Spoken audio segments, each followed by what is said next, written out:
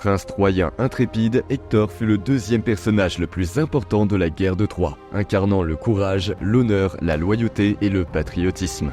Il était non seulement un guerrier émérite, mais aussi un chef compatissant et un membre dévoué de sa famille. Son histoire est un voyage de bravoure, de sacrifice et de tragédie.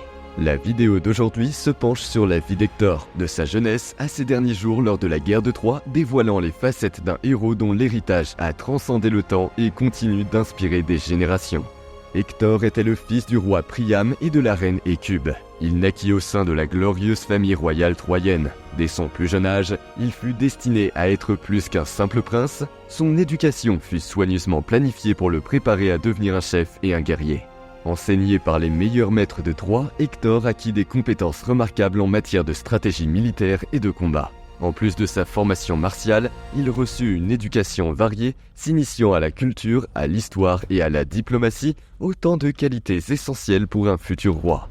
Élevé dans une atmosphère de forte tradition et d'héritage culturel, Hector grandit avec un sens profond du devoir et de la responsabilité envers son peuple et sa ville. Ses valeurs furent façonnées non seulement par l'éducation formelle, mais aussi par les modèles d'honneur et de courage que représentaient ses ancêtres et les enseignements de sa famille.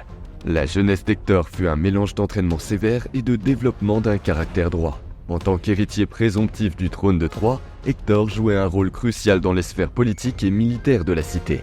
Il était vénéré et aimé par ses sujets, non seulement pour sa compétence et sa bravoure, mais aussi pour sa compassion et sa justice. Sa position à la cour de Troie était une source de stabilité et d'espoir, en particulier pendant les périodes orageuses qui précédèrent la guerre de Troie. Le mariage d'Hector et d'Andromaque, décrit dans les légendes comme un exemple parfait d'amour et de dévouement conjugal, renforça le rôle d'Hector dans la société troyenne.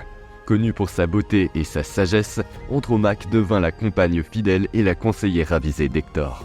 Ils eurent ensemble un fils, Astyanax, dont l'avenir était une préoccupation permanente pour le couple, compte tenu des incertitudes engendrées par l'imminence de la guerre.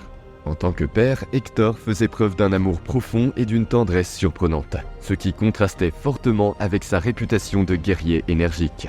Ce double caractère, guerrier redouté sur le champ de bataille et père aimant à la maison, faisait d'Hector une personnalité tout à fait humaine. Les moments passés avec sa famille ont permis d'entrevoir la vie personnelle d'Hector, révélant un homme qui tenait par-dessus tout à la sécurité et au bien-être de ses proches.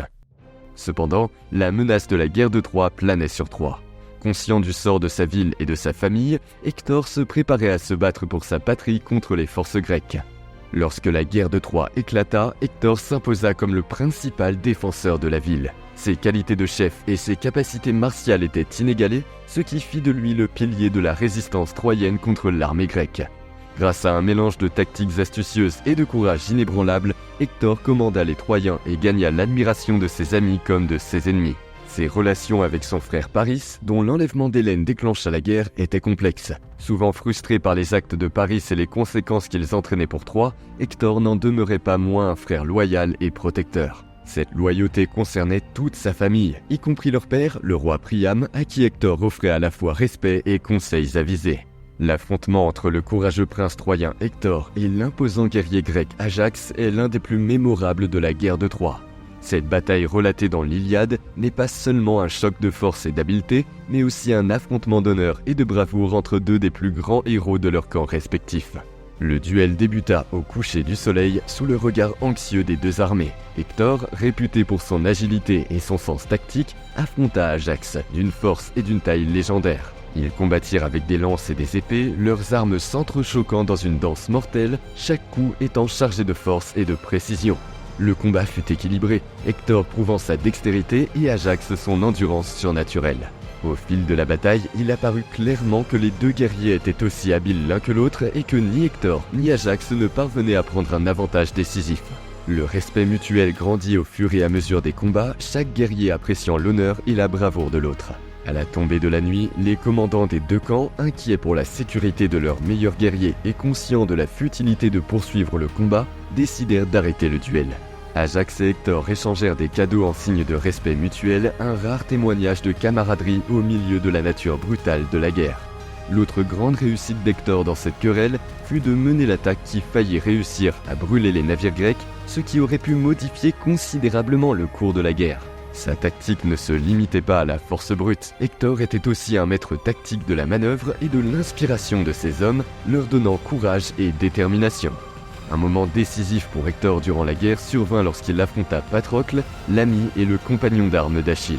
Après avoir tué son adversaire, il déroba l'armure d'Achille que le héros avait prêtée à Patrocle.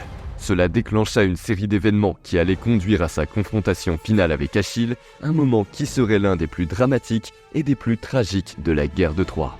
Consumé par le chagrin et le désir ardent de se venger de la mort de son ami bien-aimé, Achille retourna sur le champ de bataille avec une fureur implacable. L'affrontement entre Hector et Achille était à la fois inévitable et très attendu, tant par les combattants que par les spectateurs de la guerre.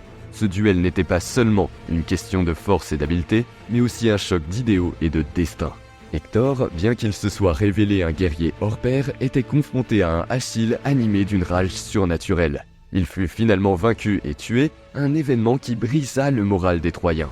La mort d'Hector, le noble prince troyen, constitua l'un des moments les plus sombres et les plus émouvants de la guerre. Achille, submergé par la soif de vengeance, souilla son corps en le traînant autour des murs troyens. Cet acte inhumain infligea une profonde blessure non seulement à la famille royale troyenne, mais aussi à toute la ville qui voyait en Hector son plus grand défenseur et un symbole d'espoir. Le deuil d'Hector se répercuta dans toute la ville de Troie, en particulier dans les cœurs de sa femme Andromaque, de son fils Astyanax et de ses parents Priam et Hécube. Le chagrin de la famille royale reflétait le désespoir d'une ville au bord de l'effondrement. Voyant son fils bien-aimé traité avec un tel mépris, le roi Priam de Troie, rongé par le chagrin, se lança dans une mission dangereuse et désespérée, sauver le corps de son fils des mains de l'ennemi. Au cours d'une nuit silencieuse, Priam entreprit son voyage secret vers le camp grec. Une fois sur place, il entra dans la tente d'Achille, prenant le guerrier grec par surprise. Dans une scène émouvante, le vieux roi se mit à genoux devant Achille, implorant qu'on lui rende le corps de son fils. Priam fit appel à la compassion d'Achille, lui rappelant l'amour d'un père pour son fils et l'implorant de se souvenir de son propre père, Pélée.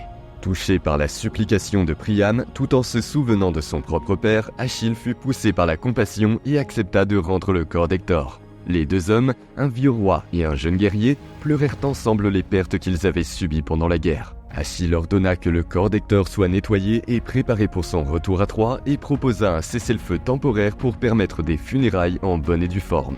Cet épisode, éternisé dans l'Iliade, continue de résonner à travers les siècles comme un exemple de la capacité de l'humanité à faire preuve d'empathie et de compassion, même dans les moments de grande douleur et de désespoir. Lorsque le corps d'Hector fut ramené à Troie, la ville fut plongée dans le deuil. Andromaque, l'épouse d'Hector, leur fils Astyanax et sa mère Hécube entraînèrent la ville dans de profondes lamentations, exprimant leur chagrin pour la perte du grand héros. Chacun d'entre eux, ainsi que les autres Troyens, rendirent hommage à Hector, célébrant sa bravoure, son honneur et son amour pour sa famille et sa ville. Les funérailles d'Hector se déroulèrent au cours d'une cérémonie grandiose. Son corps fut incinéré sur un grand bûcher et ses cendres furent rassemblées et enterrées avec les honneurs d'un héros. Hector, le plus courageux des guerriers troyens, était la dernière ligne de défense de la ville. Sa mort humilia les Troyens et annonça l'inévitabilité du destin de Troie. La perte de son plus grand héros rendit la ville vulnérable et sans espoir, ouvrant la voie aux derniers événements de la guerre de Troie qui culminèrent avec le célèbre cheval de Troie et la chute de la ville. Hector laissera un héritage qui dépasse les limites de sa propre histoire. En tant que principal héros troyen, Hector représente la bravoure, l'honneur et le dévouement à la famille et aux devoirs civiques. Contrairement à de nombreux héros de son époque, Hector se distingue par son caractère équilibré et sa profonde humanité. Il n'était pas seulement un formidable guerrier, mais aussi un mari et un père aimant, qualité qui lui confère une profondeur émotionnelle rarement rencontrée dans la mythologie.